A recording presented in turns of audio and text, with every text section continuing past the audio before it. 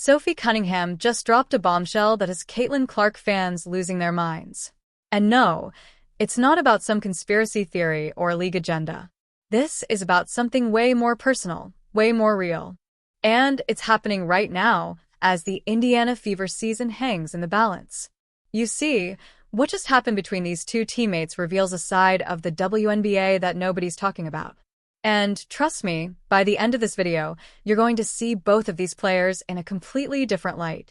But before we dive into what Sophie just revealed, if you're a fan of real basketball drama and want to stay updated on everything happening with CaitlinClark and the Fever, make sure to hit that subscribe button and ring the notification bell.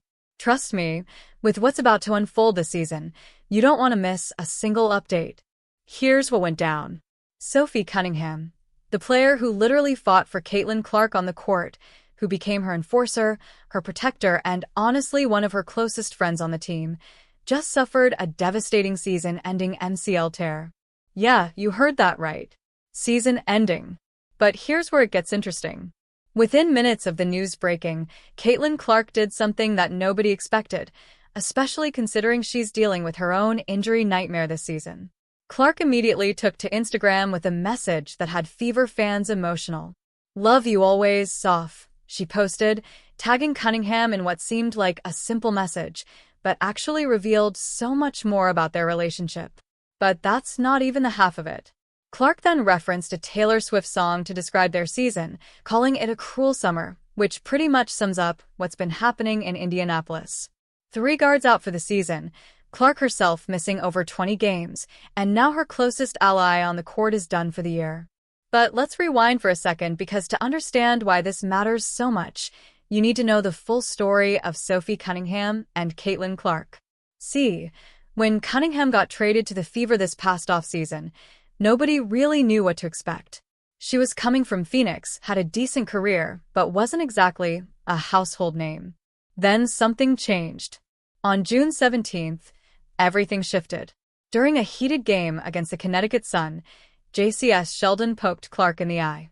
What happened next turned Sophie Cunningham into a folk hero overnight. Cunningham didn't just stand up for Clark. She went full enforcer mode. She committed a hard foul on Sheldon that sparked a massive scuffle between both teams. Clark ended up getting knocked to the ground by Marina Mabrey in the chaos. Cunningham got ejected, fined $900. But here's the crazy part. Her social media following exploded. We're talking going from under 400,000 followers on TikTok to over 1.2 million in days. Instagram. She gained over 300,000 followers almost overnight. But Cunningham didn't stop there. After the game, she called out the WNBA referees directly. And I quote, "It was a build-up for a couple years now of them just not protecting the star player in the WNBA. And so, at the end of the day, I'm going to protect my teammates. That's what I do." That's when everyone realized Sophie Cunningham wasn't just another teammate. She was CaitlinClark's bodyguard, her enforcer, the one person willing to take the heat to protect the league's biggest star. Now, here's where things get really interesting. These two couldn't be more different if they tried. Clark is all business, barely does social media, doesn't fall for the celebrity lifestyle. She's the type who shows up, balls out on the court, and goes home. Sophie Cunningham, complete opposite. She's out here doing Arby's commercials, posting poolside bikini content that goes viral, and somehow dropping 15 and 10 on the court the same night like it's nothing. She believes in that work-play balance that Clark seems allergic to. In fact, just a few weeks ago, they had this hilarious exchange that shows exactly what their dynamic is like. Cunningham posted a TikTok video promoting a swimsuit brand looking absolutely fire by the pool in LA. Clark's response, "Swimsuit brands plus comment focus on basketball." That's our CaitlinClark playing team mom even when she's injured. But Cunningham fired back on her podcast, and this is where it gets good. She said, "Dude, you don't have to be a hater. I'll get you like a one piece that only shows your eyes." Then she took a shot at Clark's pale complexion, saying, "She did something and has this big bruise on her leg," and I was like, "You're finally getting color." The original TikTok comment from Cunningham that she later deleted was even more savage. "Maybe a brand will make a full-body wetsuit for your pale behind, too." We all win. Can you imagine any other teammates in the WNBA having this kind of public banter? It's like watching your two best friends roast each other at a party. But here's what makes this friendship so special and why Cunningham's injury hits different. While everyone else was either targeting Clark or staying silent about the treatment she was receiving, Cunningham was the only one consistently speaking up. She revealed that her old team, the Phoenix Mercury, had actually planned to toughen up CaitlinClark during her rookie season. She called it too much and took a stand when nobody else would. Think about that for a second. In a league where Clark was getting hip-checked, eye-poked, and knocked around game after game, Sophie Cunningham was the only teammate publicly saying enough is enough. She wasn't just protecting Clark physically on the court. She was protecting her reputation, calling out the refs, calling out other teams, and basically saying, if you want to get to Caitlin, you have to go through me first. And the crazy thing, Cunningham has the credentials to back it up. Not many people know this, but Sophie Cunningham is a black belt in Taekwondo. Yeah, she earned that at age 6. She was also the first female to ever score points for her high school football team, kicking extra points and handling kickoff duties. This woman was literally built different from day one. But now, let's talk about what just happened that has everyone worried. During Sunday's game against Connecticut, the same team where all that drama started, Bria Hartley stumbled into the paint and crashed directly into Cunningham's right knee. The sound was awful. Cunningham immediately went down in pain, had to be helped to the locker room, and didn't return. 2 days later, the news everyone feared came true. Torn MCL, season over. The timing couldn't be worse. The Fever are currently 18 and 16, sitting third in the Eastern Conference, fighting for playoff positioning. They've already lost Sydney Carlson to a torn ACL and Ari McDonald to a fractured foot. Both season-ending injuries that happened on the same night just 2 weeks ago. And Clark, she's been dealing with injury issues all season long. Let me break down just how insane Clark's injury situation has been this season, because it's actually unprecedented for a player of her caliber. She started the season missing 5 games with a left quad strain. Just when she came back and dropped 32 points, 9 assists, and 8 rebounds against the Liberty, boom, another injury. This time, a left groin issue that kept her out for 2 more weeks. Then, just when everyone thought she was back, a right groin injury on July 15th that has kept her out for the last 13 games and counting. Think about this. Clark has missed over 20 games this season. 20, for context, she never missed a single game in 4 years at Iowa. Not one. She never missed a game her entire rookie WNBA season. Now, suddenly, she can't stay healthy, and neither can her teammates. The Fever have been so decimated by injuries that they had to sign Shea Petty to a 7-day hardship contract just to have enough healthy guards to play. And here's what Sophie Cunningham said about Clark's injury that has everyone concerned. She called it weird, saying, Clark isn't in pain all the time, but when she does hurt it, she's out for another stretch. It's this stop-and-start pattern that's killing any chance of Clark finding her rhythm. When she has played this season, the numbers tell the story. 16, 5 points per game on 36, 7% shooting, and just 27, 9% from 3. Those aren't CaitlinClark numbers. Those aren't even close to what she was doing as a rookie. The Fever's coach, Stephanie White, who ironically came back to coach the team this season after being away, has been incredibly cautious with Clark's recovery. She said they're taking it one day at a time and that Clark's long-term health is the priority, but between you and me, something feels off about this whole situation. How does a 23-year-old athlete who never got injured suddenly can't stay on the court? And how do 3 guards on the same team all suffer season-ending injuries within 2 weeks of each other? Now, I'm not saying there's some conspiracy here, but the timing is suspicious as heck, especially when you consider that despite all these injuries, the Fever have somehow managed to stay competitive. They won the Commissioner Cup without Clark. They've gone 4-2 in their last 6 games without their superstar. Kelsey Mitchell has been stepping up huge, averaging over 20 points per game. Aaliyah Boston has been dominant in the paint. But without Clark and now without Cunningham, can they really make a playoff run? Here's what nobody's talking about, though. The relationship between Clark and Cunningham represents something bigger than just friendship. It shows what the WNBA could be if players actually supported each other instead of trying to tear each other down. When Clark was named All-Star Captain and got over 1.29 million votes, the most in WNBA history, who was the first person to congratulate her? Sophie Cunningham, with a simple Queen comment on social media. When Cunningham's social media was blowing up after the fight, going from nobody to over 1 million followers, who was in her corner supporting her? CaitlinClark. When Cunningham joked about Clark being too pale and needing to focus less on her teammates' bikini game, it wasn't mean-spirited. It was the kind of roasting that only happens between people who genuinely care about each other. And that's what makes Cunningham's injury so devastating for Clark personally. This isn't just losing a teammate. This is losing the one person who had her back unconditionally. The one person who is willing to get ejected, get fined, get criticized by the media, all to protect her.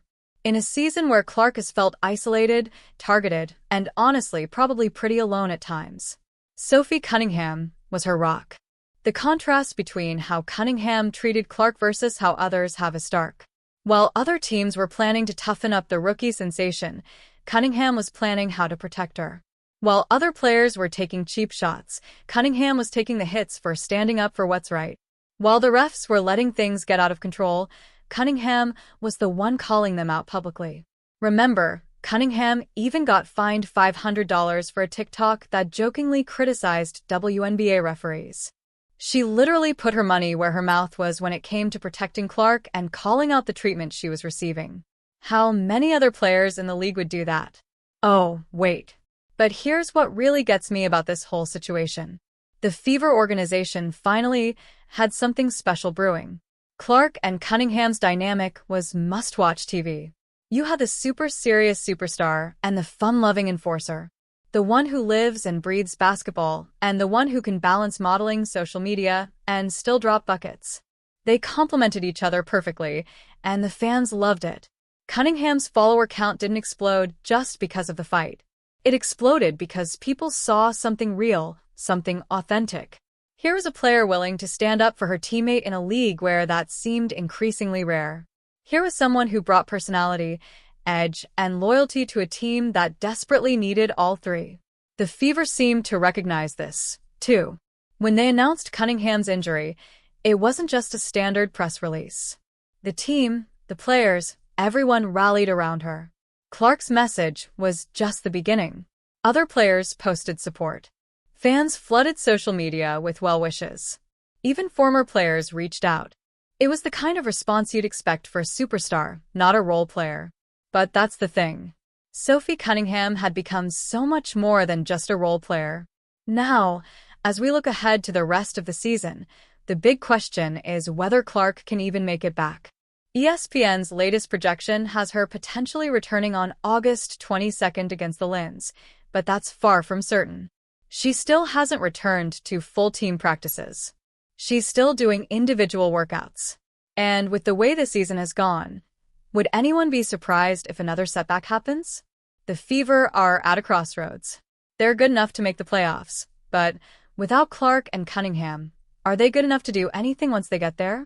Mitchell and Boston are playing their hearts out, but basketball is a team game.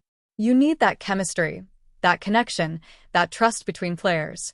Clark and Cunningham had that in spades.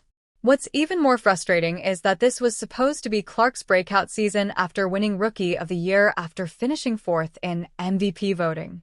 This was supposed to be the year she took the league by storm. Instead, she spent more time in the training room than on the court. She's missed the All-Star game in her home city. She's missed the chance to build on the momentum from her incredible rookie campaign. And for Cunningham, this was her moment, too. She'd finally found her role, her purpose, her place in the league. She wasn't just Sophie Cunningham anymore. She was CaitlinClark's enforcer. She was the player every team needed, the one who brought toughness, personality, and loyalty. Her social media was exploding. Brands were calling. She was becoming a star in her own right. The injury to Cunningham also raises questions about the physical style of play in the WNBA. When Hartley crashed into her knee, was it intentional? Probably not. But it's part of a pattern of physical play that has dominated the league this season.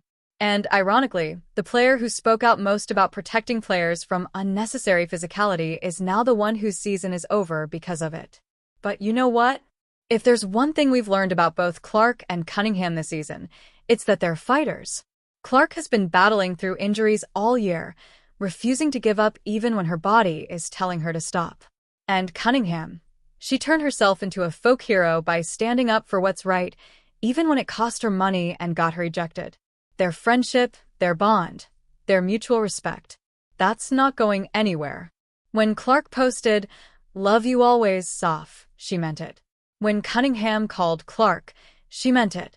These aren't just teammates going through the motions. These are two players who found something special in each other, something that transcends basketball. As the Fever head into the final stretch of the season, they'll have to do it without their enforcer. They might have to do it without their superstar. But the foundation that Clark and Cunningham built, that culture of having each other's backs, that's still there. Mitchell, Boston, Hull, and the rest of the team have seen what real loyalty looks like. They've seen what it means to stand up for your teammates. The question now is whether they can carry that forward. Whether they can play with the same intensity, the same protection for each other, the same refusal to be pushed around that Cunningham embodied. Because, make no mistake, other teams will test them. Without Cunningham on the court, teams might go back to targeting Clark if she returns. Without that enforcer presence, the physical play might ramp up again. But here's my take, and you can call me optimistic if you want. This adversity might just be what brings this team together. Sometimes you don't realize what you have until it's gone. The Fever players now know what it's like to have someone like Cunningham in their corner. They know what real teammate loyalty looks like.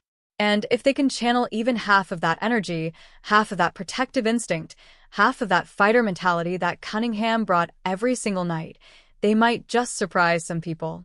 Clark will be back. Maybe not this week, maybe not next week, but she'll be back. And when she returns, she'll be playing for more than just herself. She'll be playing for Cunningham, for Carlson, for McDonald, for all the teammates who've gone down this season. She'll be playing with a chip on her shoulder and something to prove.